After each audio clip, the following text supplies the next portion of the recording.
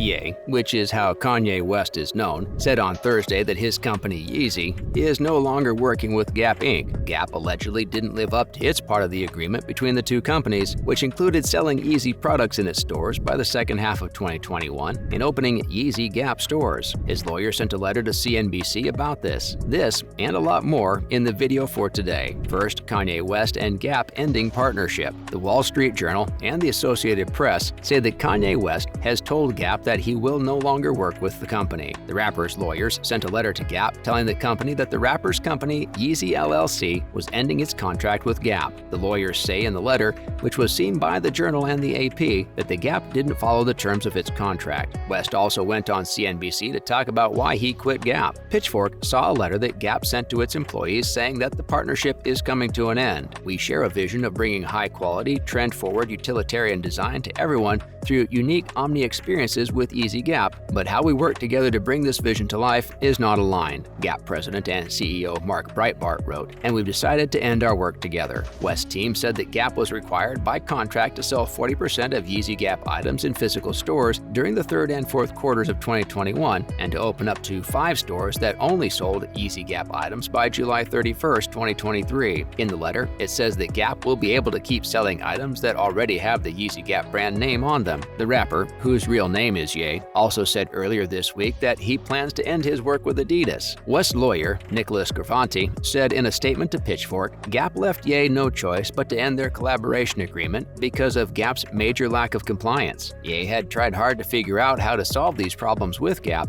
both directly and with the help of counsel. He hasn't made any progress. Yeezy Gap was started to be a disruptive, highly creative project. It has forced us to think and act differently, brought in new, younger, and more diverse customers, and given our talent the chance to do amazing work with unmatched dedication, grit, and creativity, Breitbart wrote. We're looking forward to our planned upcoming Yeezy Gap launches and releases. Thank you to the Yeezy Gap team for working so hard to build this business. We will use the same drive as we move forward. Next, West's relationship with Gap has been tense for a while. West has wanted to work with the company for a long time. He worked there as a teenager and has talked about how much he loves the brand in interviews. It was first said that Yeezy Gap would come out in 2020 as a cheap clothing line with a 10-year contract. Soon after, West tweeted, "Black board seats matter," saying that he did not have a seat on the boards of Gap or Adidas. In June 2021, Yeezy Gap sold its first item, a big jacket that cost $200. The second item, a hoodie with the brand's name on it, came out in the fall of 2021 and cost $90. Both designs could only be bought online. In 2022, the French luxury brand Balenciaga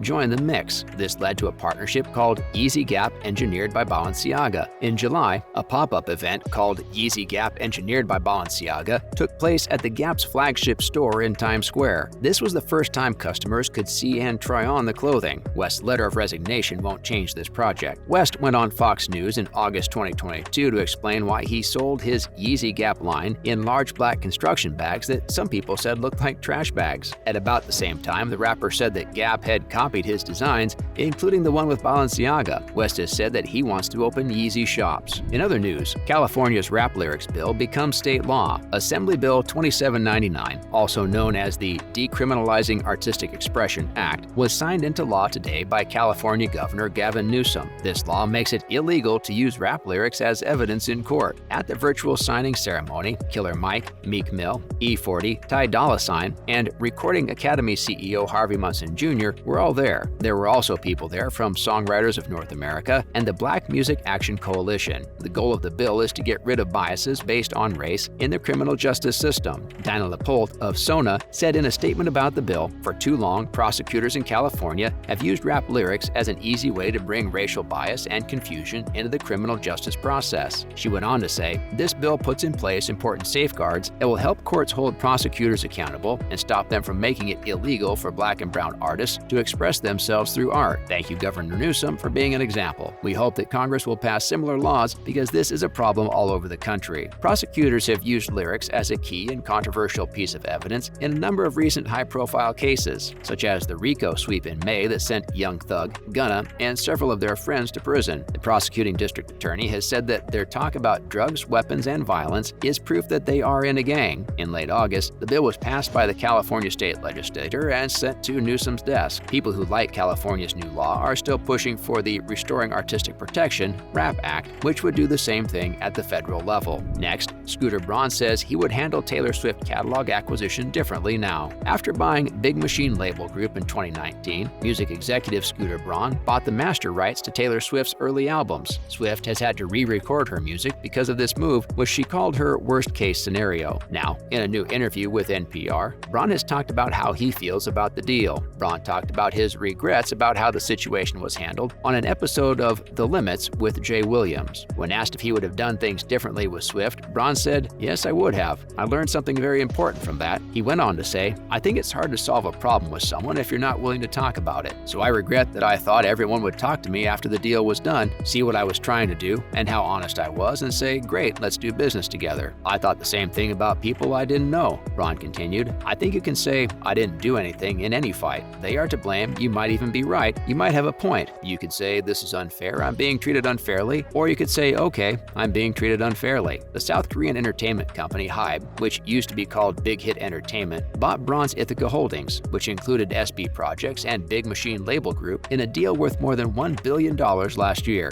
On October 21st, Taylor Swift will put out her new album, Midnights. She reportedly turned down an offer to perform at the Apple Music Super Bowl 56 halftime show so she could work on re-recording her music. Fearless, Taylor's version, and Red, Taylor's version, are the only songs Swift has released so far. Finally, Honey Dijon details new album Black Girl Magic. Honey Dijon, who was born in Chicago and works as a DJ and producer, has talked about her second studio album, Black Girl Magic. Classic Music Company will release the follow-up to 2017's The Best of Both Worlds on November 18th. The new LP has songs by Eve, Pablo Vittar, Josh Caffey, Mike Dunn, and a lot of other artists. This week, Dijon released her new song, Show Me Some Love, which features Channel Trey and Sadie Walker. This record is all about love. Honey Dijon said in a press release that Black Girl Magic is about love of music, love of community, and most of all, love of self. Being true to yourself no matter what, and having the courage to love without fear. Eve, who is on the song In the Club, said, "I'm so happy to be on this album. Working with Honey Dijon and Luke Solomon